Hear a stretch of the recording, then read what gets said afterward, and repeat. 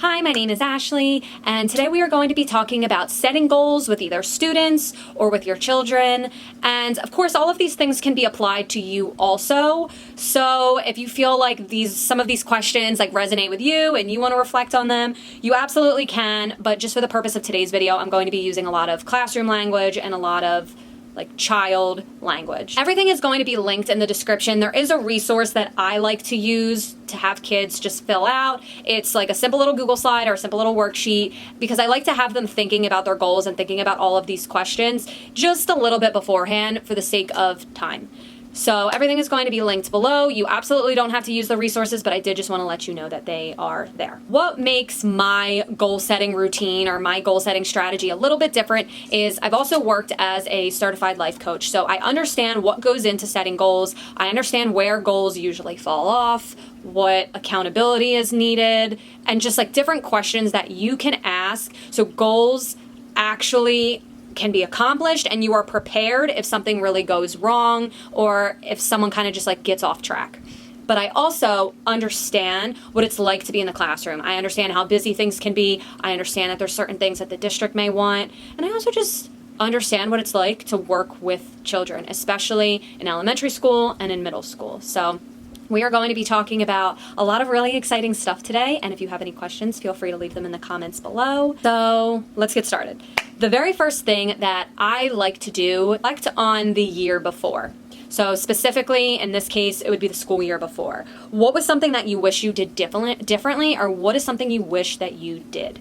And I try to get them to be as specific as possible. I don't force it. If it's literally not happening, it's not happening. But I do try to just ask a lot of questions out of curiosity. So that way, we're not just making these loose goals that really mean nothing. I also think it's important to mention this isn't necessarily the time to be maybe lecturing or maybe telling them why their behavior wasn't appropriate. It's really just more of a listening hour. You're asking questions and you're just listening. You're asking the questions, but you're allowing them to do most of the talking and most of the statements. So for example, let's say that a student had a really rough year behaviorally and they're kind of talking about that. Allow them to just be open. This is a great opportunity to see how they feel about it. Are they really motivated to change it? This isn't necessarily the time to really be corrective. This is time of just setting some goals, recording day one. So again, reflect on the last year. What do you wish you did differently? So for example, let's say that a student comes to you, and I like to meet with them one-on-one if I can, even if it's just a quick minute or 2 minutes, just you and the other person, or maybe your co-teacher, your team teacher and the other person, and just make it a casual conversation. So if a student comes to me and they're like, I wish my grades were a little bit better. I want to have better grades. What exactly does that mean? Did they get all C's last year? Were they at risk for failing? Were they getting really good grades and they're just being incredibly hard on themselves? That's an opportunity when you can kind of dig in and figure out what exactly are you looking for? Try to be a little more specific. So the second thing that I would ask obviously is, what is your goal for this school year? And be patient with them. Allow them to maybe think about it and really reflect on it and just let them pick a goal. And something that I like to ask is, how will you know that you are successful in accomplishing this goal? How are we going to define success? So a student may come to you with just a creativity goal. I really want to be more creative and a little more confident.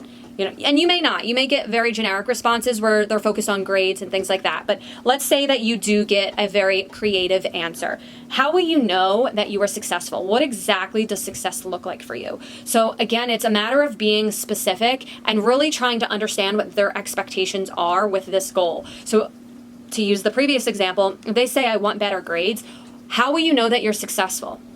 If it's straight A's, then okay, fine, it's straight A's. If it's A's, B's, or just a small improvement than the year before, that's fine too. Allow them to just really define it and understand what their version of success looks like. And for something like this, it may be helpful if you do kind of guide them.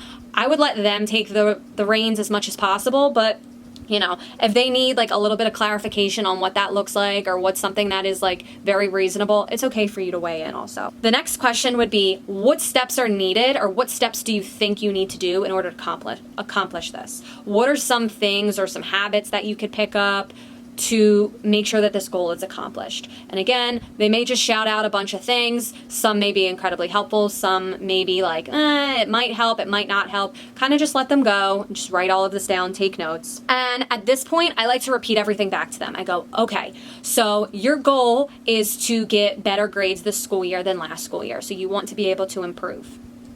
You are going to accomplish this by making sure you study for your spelling test, and you are going to try to really utilize your reading time. You're going to ask for help if you need help, and make sure that you are participating in class as much as possible. Once you repeat everything back to them, they can confirm, they can adjust. You can even ask them, like, does all of this sound good to you? This sounds good, everything's fine? Yes, perfect. So they have everything laid out for them. They've clarified it, all good. Now this part I love, and I think it's really important. What could get in your way? What could get in your way of accomplishing this? And they may say nothing. That's fine. Totally fine.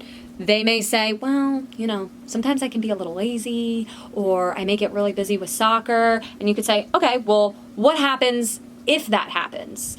And they may try to give you like very, I almost want to say like politically correct answers. They may say, no, school's number one, school's important. And that's great. But you also want them to just kind of be honest. Like, if these things happen, what is something that you can do instead? What is something that you can communicate? Like, we're not expecting like incredibly perfect answers. We don't want them to like yes us to death, but we do want them to kind of just like think about it. Like, okay, you've set this goal for this school year, so you know that these things could potentially get in your way. What is like a realistic thing that you can do? That way, this can still be accomplished. If you miss a spelling test, is it the end of the world? Probably not. But do we want to make this, just conversations like that to really be realistic and open the door. All right, so the last thing, how likely are you to accomplish this goal? Or how motivated are you to accomplish this goal? That's a better way of saying it. And, you could do on a scale of 1 to 10, how motivated are you? Like, how ready are you to accomplish this goal? And they may be like, 7, because maybe they feel silly, and that's fine. Just get an understanding or an idea of like how motivated they are. Like, are they leaving this excited? Are they leaving this kind of like, are they lacking a little confidence? And then the final question is, what accountability do you need? And you may not be able to use the word accountability, but is there anything that you feel like you need that can support you with this goal? Do you feel like you need me to check in on you? Do you feel like you need a full, is there something that would help you? And sometimes kids would say like, oh, I don't know, maybe like a little reminder once in a while. And I would just take note of it. Even if, you're having an incredibly busy year, it's just something that's worth taking note on and maybe checking around the holidays or checking around March or, setting aside like 15 minutes at the end of a month to just check in with your goal.